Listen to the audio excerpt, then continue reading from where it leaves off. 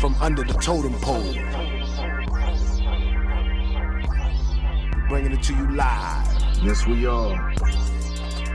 Part 2. Can black folks be racist? From under the totem pole. We're gonna jump right in because we got a lot of information to cover real quick. This is Big Tux and I don't know much. Jolly's still out. He'll be back on the next show, most likely.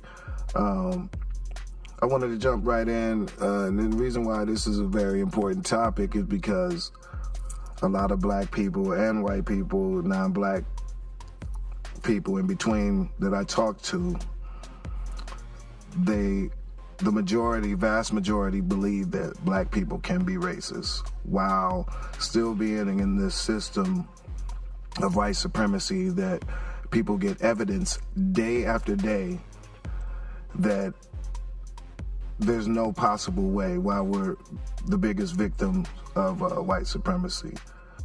So let me dive into affirmative action and the misconception. And I quoted in the last show Dr. Claude Anderson.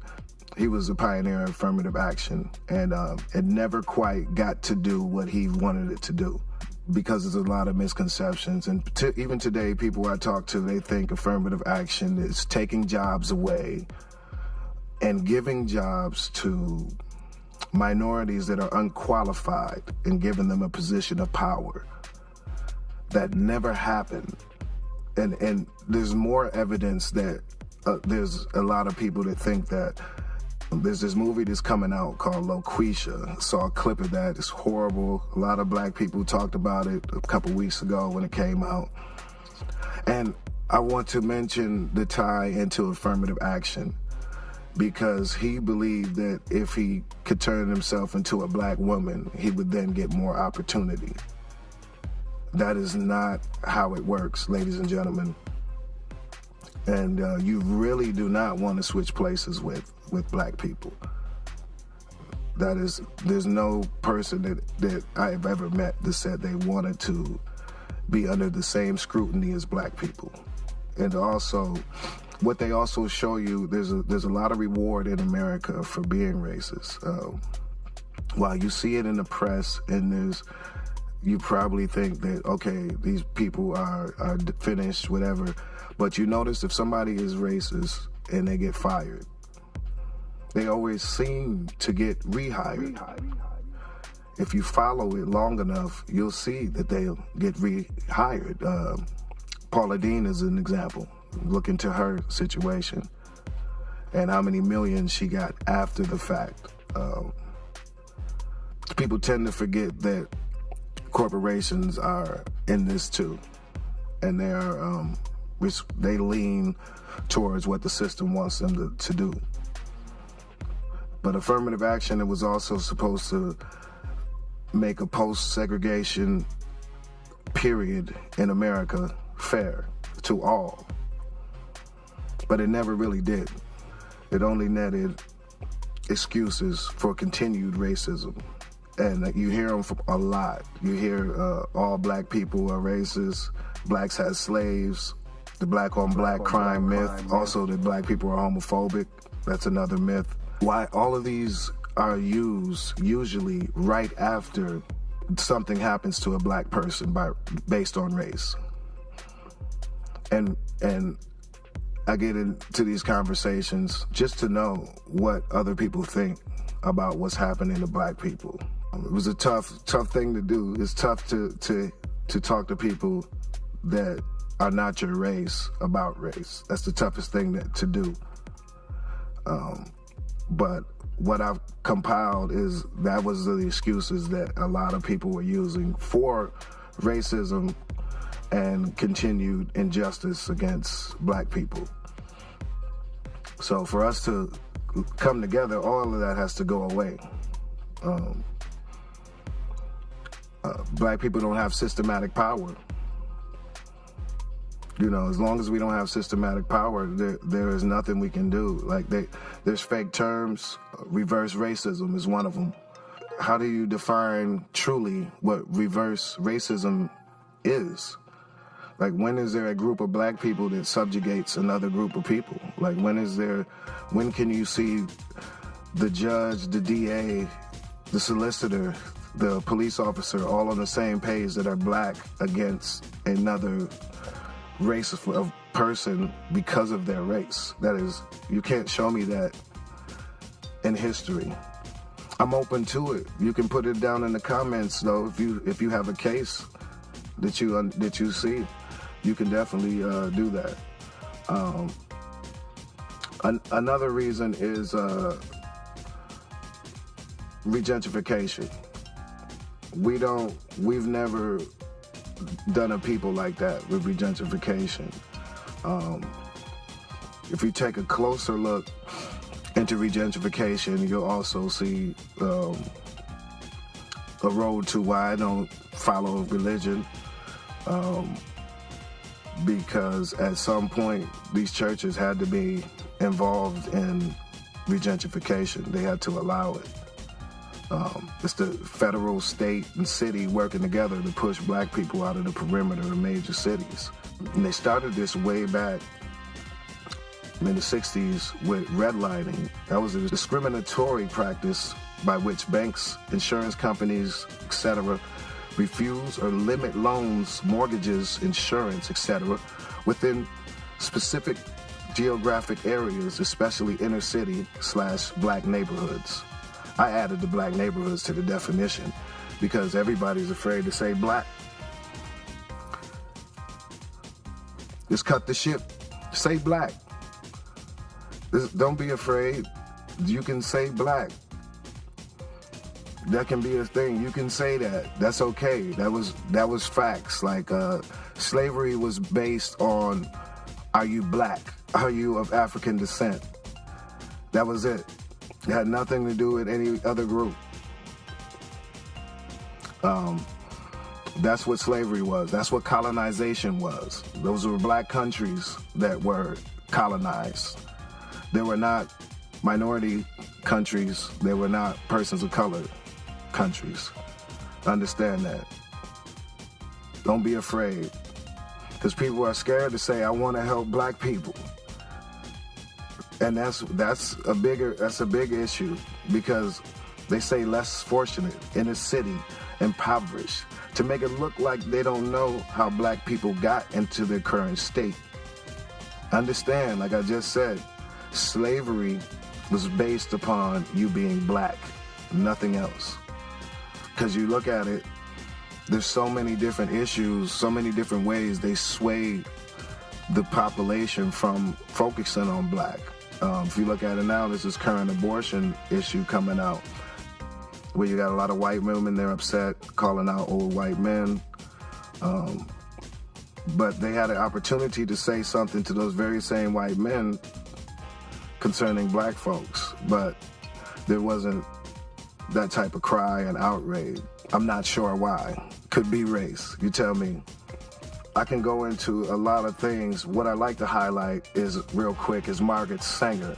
She wrote a letter, and I forgot the year, but she wrote a letter, and I got an excerpt of this letter, and it's about her plan, and with the Planned Parenthood and her eugenics program. Now, remember, Margaret Sanger is a lady, racist, very racist, white supremacist lady.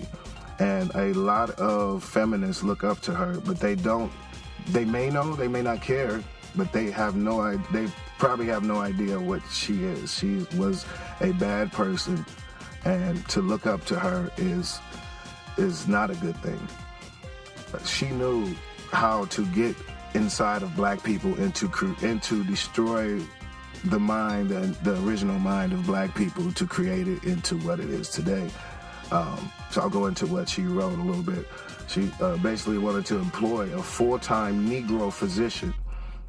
And she said, it seems to me from my experience where I have been in North Carolina, Georgia, Tennessee, and Texas, that while the colored Negroes have great respect for white doctors, they can get closer to their own members and more or less lay their cards on the table, which means their ignorance, superstitions, and doubts. They do not do this with the white people, and if we can train the Negro doctor at the clinic, he can go amongst them with enthusiasm and with knowledge, which I believe will have far-reaching results among the colored people. His work, in my opinion, should be entirely with the Negro physician and nurses, hospitals, social workers, as well as the county's white doctors. His success will depend upon his personality and training by us. The minister's work is also important, and also he should be trained, perhaps by the Federation, as to our ideals and the goal that we hope to reach. We do not want word to go out that we want to exterminate the Negro population, and the minister is the man who could straighten out that idea if it ever occurs to any of their more rebellious members. Sincerely yours, Margaret Sanger. Now, this is a lady that Hillary was a fan of. I wonder a lot of black men didn't vote for Hillary. You know, we didn't vote for Trump either, but we didn't vote for Hillary. There's certain campaigns that were against us. You got like Roe versus Wade. You have with Norma McCorvey. That was, you know, she's claimed she was raped by a black guy. And that was a campaign to pass Roe versus Wade. You have Willie Horton in 1988, where he was used by Bush, the first Bush, in his campaign, and the spot featured convicted murderer Willie Horton, who had been able to escape while on a weekend furlough.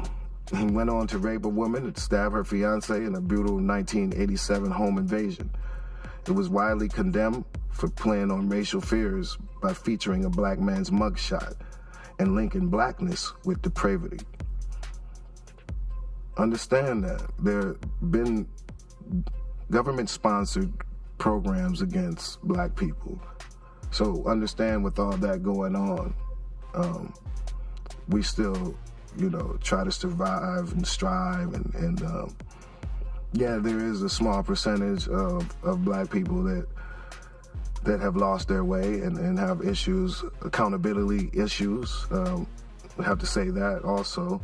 But at the same time, with all this against you, with these campaigns, these millions and billions of dollars that are spent on racism. Like, I think there was an article I read a couple years back saying, I cannot remember or recall the exact number, but in the billions, dollars are spent, billions of dollars each year are spent to ensure that racism still survives.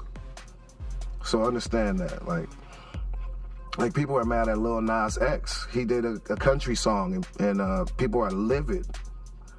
They are livid.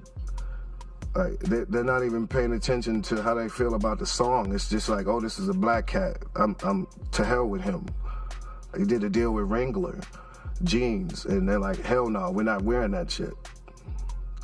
So you have to understand how deep racism goes and what you need to do to fight it, if you were gonna fight it. If everybody's coming together, these are all the things that I'm informing you of, because I know you know not. I'm informing you of this is what you need if you want people to come together. You have a lot of diseases spread to a lot of black countries, and people just assume that they just came out of nowhere, when the one thing that changed before the disease got there was that new people came to the land, you know, with ideas of taking over the land. And that is never mentioned when we talk about disease. It is said it comes from Africa, comes from a monkey. These are the things that people say. A white friend of mine told me the other day, he said black people have been victims to every type of conspiracy. Therefore, they have the right to believe in conspiracies. Now let's think about that. All of the conspiracies that black people have been involved in, from the Tuskegee experiment to, you can watch this documentary, it's called Acres of Skin, I believe it's still on YouTube. What they did in Philadelphia to black males 10-year span. Any black male that was locked up from like 10 to 15 years, I believe.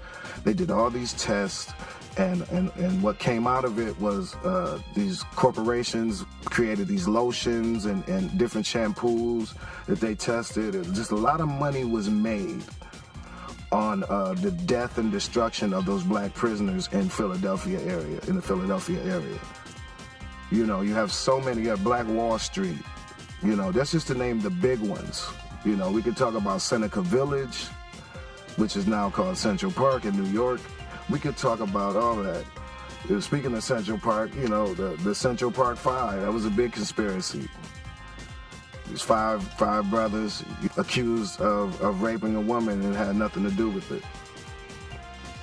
So we got to be aware of these conspiracies, and sometimes these conspiracies are real against black people. They might not be real against any other group. But sometimes it's important to go to the source.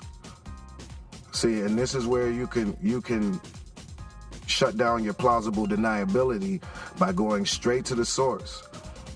See, if I want to know about a white guy, I'm going to go to a white guy. If I want to know about an Asian guy, I'm going to go to an Asian guy. If I want to know about an African, I'm going to definitely talk to an African. So if I want to know about a black person, I'm going to talk to a black person. If I want to know about ADOS, I'm going to talk to an ADOS person. See? It's just that easy. It's that simple. But when you don't go to the source, and I've already provided, I mean, I'm probably going to do a show on how racist all news is, especially CNN. I will do a special on that and tell you about the news, but understand who's informing you. The very people that are informing you are on code and hate black people. So understand, when you're getting to understand black people, you have to go directly to the source. And don't go to the source of the character Sam Jackson played in Django. You don't go to that source. A lot of times people like to use that excuse and go to those type of black people. But, and ultimately, what I like to say also is that black people, we're the melting pot material. Like this false melting pot that everybody talks about that's in America, we are that material. We are embracing to every race of people. We love it. Even if it shows the majority of the race really doesn't care for us, we still give them a shot. So if anybody has a problem, it's not us. We're coming together on a collective level. I'm talking about majority. You might have a small percent. There's not. But once we can have a system of justice and replace the system of white supremacy, we can do that. But you guys got to help move that needle. Like the needle has not moved since the 60s. So it's up to every group to move the needle. But be honest, you know. And I know, you know, my generalizations are on the collective perspective of each group. So I do know that there are exceptions to each rule. So understand that when you listen to this show and get that when I talk about groups of people, it's majority. It's the collective. There's things that each group kind of does on a collective level. Understand that also. Learn the trends. Study. Ask questions. Question everything. But to answer the $1 million question, can black people be racist? No, we cannot. We cannot be racist. And the reason why we cannot be racist is because we have no power. And we live in a system of white supremacy. And we have no power to punish anybody that harms black children. Go look in the history books and see if we do. I mean, you can look from Emmett Till to now, you can go back to the 60s to now. If there was any type of punishment for those racist acts, there would be a decline. Why is it an increase? Ask yourself those questions. My name is Big Tux and I don't know much. But I'm not dumb. So it's just something for y'all to think about. Conclude part 2. We're going to get on to something else. The next show we're going to talk about should I vote? As a black man, why should I vote? Convince me, why should I vote? That's going to be the next show. So yeah, that's it. I'll see y'all next week. From under the totem pole,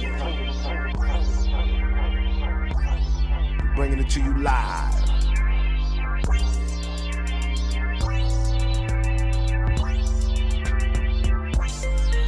From under the totem pole.